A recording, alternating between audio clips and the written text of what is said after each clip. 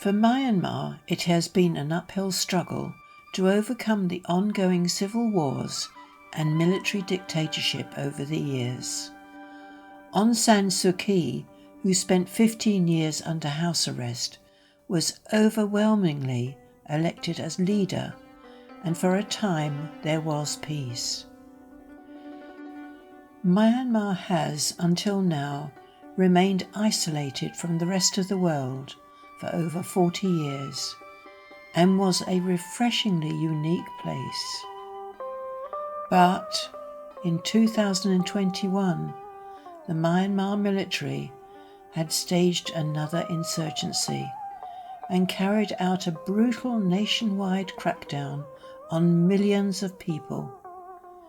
There have been mass killings, arbitrary arrests, torture, sexual violence, and other abuses against protesters.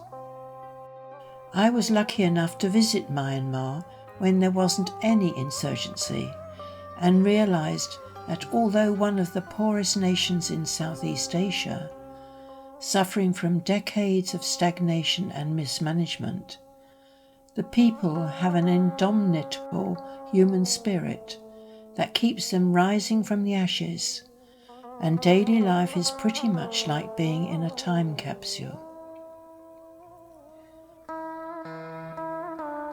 The Soap for Hope campaign reminds me of their traditions, and I was very aware that they are very much preserved.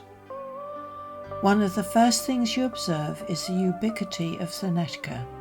Thanaka is a creamy white paste made by grinding the roots and bark of the thanaka tree, and is applied on the face and arms to prevent them from sunburns.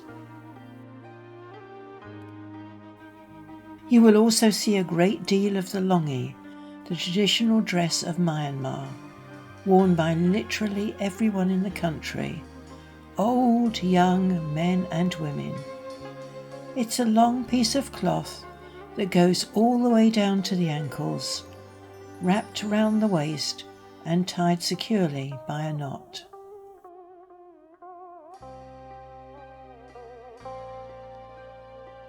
The Burmese are fond of their boats, used for fishing, pleasure, transporting goods and taking children to school. The river Irrawaddy, being a commercial waterway, is used for shipping all manner of goods. Myanmar has a long coastline, hence a number of fishing villages. A visit to a fish market was quite an experience. I took a deep breath and stepped into the heart of this very colourful market, where they sell 4,000 to 5,000 tonnes of fish every week. Auctioning is fast and furious, with the money men sitting on top of their booths, counting the money.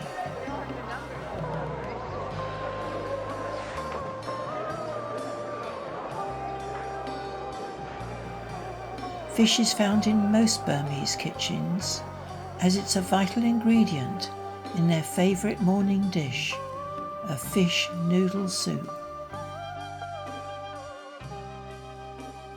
It wasn't unusual to see people working in the streets. Here they are carving alabaster statues. It's a hive of activity. These young men were shaping out Buddhas with electric hand saws and other implements, which at first glance seemed a very crude way of doing it, but the end results are magnificent and sold all over the world. The whole street is covered in white dust, but at what cost? It must get into their lungs.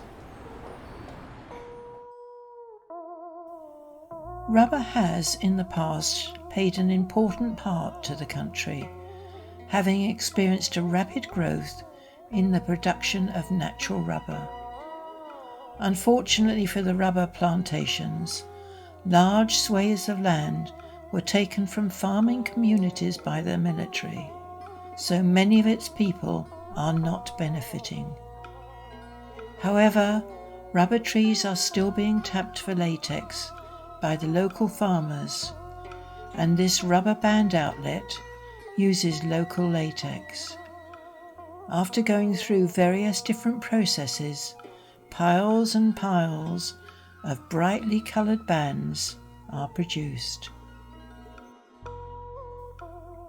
The country also relies on rural workers for food crops, the main crops being rice, sugarcane and pulses.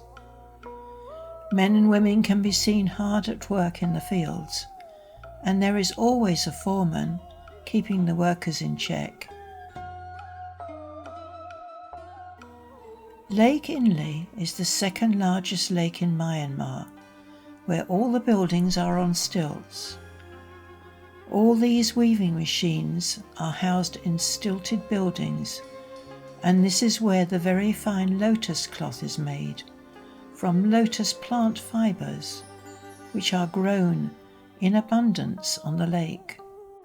A very unique material, often used for ceremonial robes. Religion is a big part in the Burmese way of life. The predominant religion is Buddhism, practiced by nearly 88% of the population.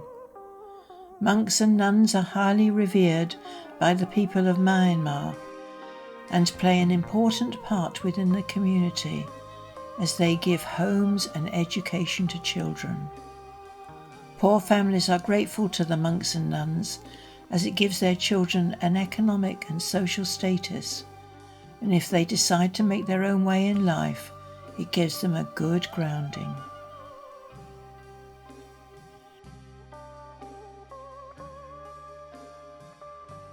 However, the future of Myanmar is seen to be the children, who are very important to the families. Schooling is available even in outlying towns and villages. The Burmese are resourceful, and many speak and learn English. Youngsters are keen to learn. They are slowly becoming part of the digital world. Speaking to some of the teenagers, it seems that their aim is to attend foreign universities. I did love the time I spent in this charming country, and it makes me sad that the future is looking so dark with military empowerment. Plus Aung San Suu Kyi's imprisonment yet again. The people were so polite, humble and respectful, who have faced a lot of adversities over the years. I am wishing the troubles of Myanmar will be resolved. So, is there hope for Myanmar?